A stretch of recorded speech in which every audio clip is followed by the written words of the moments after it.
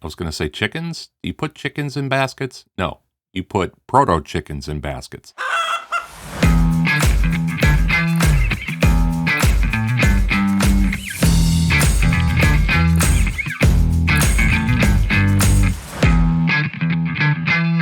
Attention!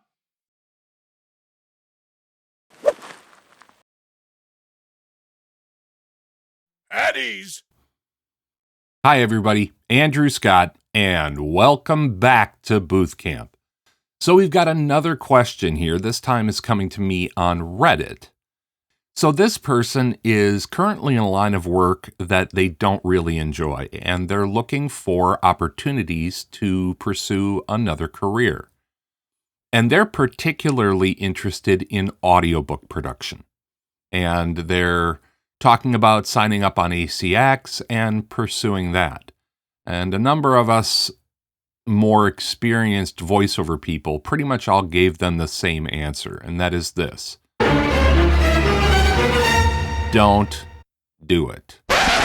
Now, I'm going to be a little bit more specific about that. None of us were saying that they shouldn't pursue this as a potential career. What we were saying was that if you're interested in doing voiceover work professionally and you're interested in audiobooks, don't put all your career aspirations in one basket to start when it comes to voice work. I'm being completely and utterly honest with you here, as I always will be, I promise. Getting traction in audiobooks especially takes time. And by time, I don't mean weeks, I don't mean months. I mean typically years. There's a lot of stuff to dial in when you want to become a professional narrator, not just a voice talent, but a narrator. Audiobook production is an inherently different beast from short-form narration, quick-hit jobs, voiceovers for YouTube videos, and etc. There's a lot of editing, and you need to wind up being a very good editor, because when you're selling yourself into the audiobook market, you're not just selling yourself as a voice talent, unless you're one of those rare birds that just does raw recordings and ships it off to a producer or a production house. You wind up doing, the vast majority of your time is spent editing, not narrating. When you're talking audiobook work, if you're a good producer, if you're a good editor, you can possibly get it down to 3-to-1. And by that ratio, I mean for every 3 hours of work you put in, you generate 1 hour of finished audio.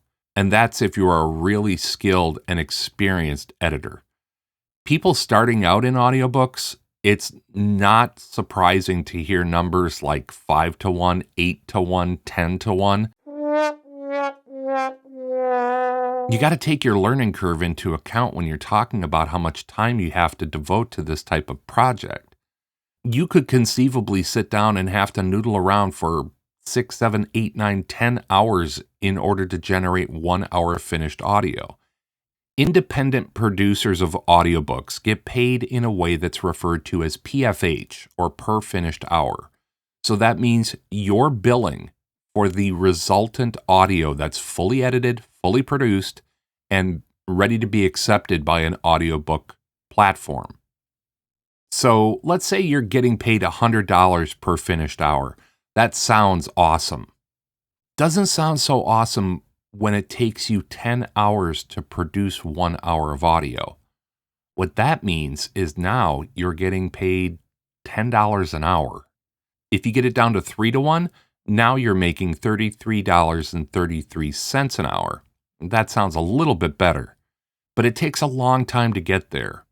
So for anybody who is considering a career change, I'm not telling you to not do it. I'm telling you to do it with your eyes wide open and understand that, number one, it's going to take a lot of time to develop career competency and the institutional knowledge that it takes to make a living in this industry.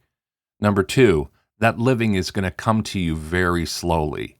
We're not talking about developing skills over weeks or months. We're talking about developing skills over years. Yeah, it's likely to take you up to a year or more to develop the level of skills you need as both a voice talent and an editor to really get traction in the audiobook market. And number three, you can't count on it right away. It's going to be hit and miss. You're going to get a job here. It's going to take you a long time to do your first few jobs. And it might wind up being months before you get your next gig. So it's not something that you can count on right out of the box.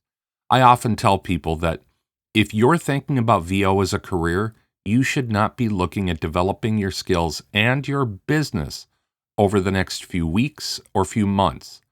You need to buckle up and get ready for a ride that's going to take about 4 or 5 years before you can really start counting on the income. But that doesn't mean it's not worth doing. It doesn't mean it's not worth trying.